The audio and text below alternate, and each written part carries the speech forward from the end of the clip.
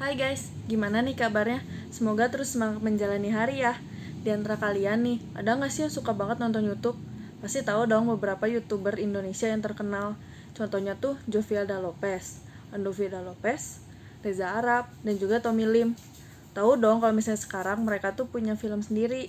Judul filmnya tuh Modus. Film ini tuh disutradarai oleh Fajar Bustami dan juga Ade Dharmastria. Hal yang membuat film ini tuh booming banget di masyarakat tuh karena salah satu penulis naskahnya itu adalah Jovialda Lopez. Jovial dibantu oleh Reza Aditya dalam penulisan naskahnya. Selain menjadi penulis naskah, Jovial juga jadi salah satu pemeran dalam film tersebut loh. Film ini tuh bercerita tentang seorang mahasiswa laki-laki bernama Andovi yang sedang jatuh cinta. Film ini tuh menceritakan gimana sih perjalanan Andovi dalam memperjuangkan cintanya itu pada seorang gadis bernama Kirana. Dibantu dengan kakak laki-lakinya yaitu Jovial dan juga dua temannya yaitu Reza dan juga Lim, Andovi tuh banyak banget ngelewatin rintangan-rintangan dalam gapai cintanya itu kepada Kirana. Pada review film kali ini aku tuh bakal bagi jadi dua bagian. Yang pertama tuh konten. Konten yang bakal aku bahas di sini tuh adalah adegan-adegan dalam film tersebut dan juga plot yang digunakan dalam film tersebut. Terus yang kedua tuh ada konsep. Konsep yang dimaksud tuh adalah gagasan dalam film tersebut. Contohnya tuh seperti isu yang diangkat dalam film tersebut. Terus pesan apa sih yang bisa kita ambil dalam film tersebut. Untuk konten, film ini tuh nampilin banyak banget adegan yang biasanya terjadi dalam kehidupan sehari-hari. Gimana seorang sahabat berbincang dan bercanda satu sama lain, dan juga gimana sih orang yang sedang jatuh cinta tuh berperilaku apalagi di depan doinya. Terus bahasa yang mereka pakai dalam film ini tuh bisa dibilang bahasa santai. Dengan adanya sisipan-sisipan komedi dalam film ini tuh jadi film yang gak terlalu kaku. Bahkan bisa dibilang film ini tuh menjadi salah satu film yang termasuk santai. Plot yang digunain dalam film ini tuh merupakan plot maju, tapi ada beberapa adegan yang merujuk pada masa lalu. Contohnya tuh adegan di mana si Reza menceritakan gimana sih mantan Kirana dan juga Kirana putus dulunya. Terus plot menuju akhir cerita juga buat aku sih lumayan gak terduga. Soalnya kayak Jovial tuh terang-terangan ngomong suka ke Kirana di bandara, padahal tuh dia tuh selama ini ngebantuin si Andovi buat ngedapetin Kirana. Film ini juga banyak banget nampilin pemandangan-pemandangan yang memanjakan mata loh. Apalagi pas waktu mereka ada di Lombok dalam proses pengejaran Kirana. Di situ tuh banyak banget disisipin indahnya pemandangan yang ada di Lombok dalam beberapa adegannya. Tapi kebanyakan dari adegan itu adalah adegan di mana Andovi dan juga Dipa ngejar Kirana yang dibawa oleh dua orang laki-laki ke suatu tempat. Nih beberapa cuplikannya. Andovi, Reza Octavian, JDL, Kemal Palevi, yeah, and right.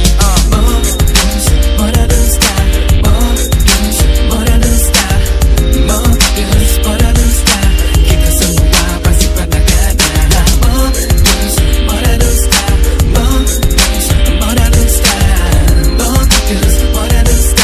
kita semua pasti pernah kena. Balik dari India ke Indonesia, masuk Universitas Indonesia, ketemu banyak cewek Indonesia. Tapi kenapa semua ada maksud di baliknya? Nyadar nggak lu semua kalau nggak semua pria senonoh pikirannya. Bro, lu gak siap, cewek lu lihat gue langsung pengen jadian. Gue Reza Octavian, yes, gue gak kebaperan, no. Tapi cewek lo kegatelan, cari aman sama cowok mapan. Naik Lamborghini, oke lalu seksi, mending hati-hati, gue bikin lu. Untuk yang selanjutnya itu adalah konsep dari film itu. Film ini tuh berpatok pada salah satu media sosial yang lagi booming banget di masyarakat, yaitu Instagram. Hal ini tuh bisa dilihat dari dimana pada beberapa adegan yang ada, mereka tuh banyak banget menyinggung soal mereka yang di fallback Kirana. Terus juga cara mereka melakukan stalking pada Kirana tuh mereka menggunakan Instagram. Bahkan mereka juga nemuin mantannya Kirana tuh lewat Instagram. Banyak banget isu yang disinggung dan diangkat dalam film ini. Pertama, kita bisa lihat dari teman-temannya Andovi. Yang pertama tuh ada Lim. Di film itu tuh Lim digambarkan sebagai seseorang yang sangat percaya Feng Shui. Bahkan semua kehidupan dia tuh diatur sama si Feng Shui ini. Feng Shui itu adalah salah satu ramalan kuno dari Cina yang berisi tentang larangan dan juga hal apa yang harus dilakukan agar kita tuh tidak terkenal sial.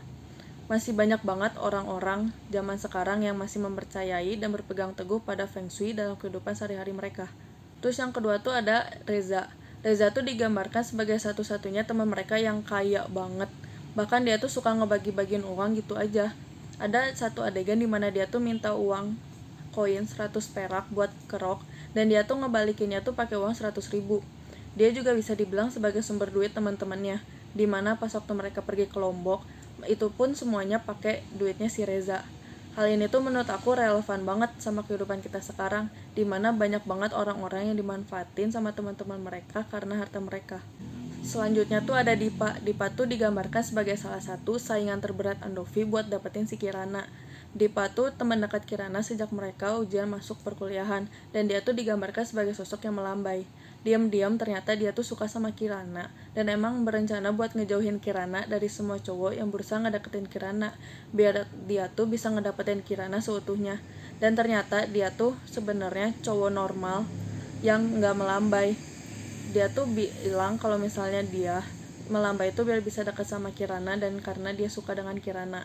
Dari sini tuh kita bisa lihat bahwa banyak banget orang yang berjuang dengan cara apapun buat ngedapetin orang yang mereka suka, bahkan sampai ngubah jati diri mereka sendiri. Yang buat aku tuh itu buruk, karena kita harusnya apa adanya kalau misalnya mau ngedapetin orang, biar orang itu tuh suka dengan kita apa adanya. Kita juga bisa lihat gimana pengorbanan seorang kakak yang ngalah buat adiknya.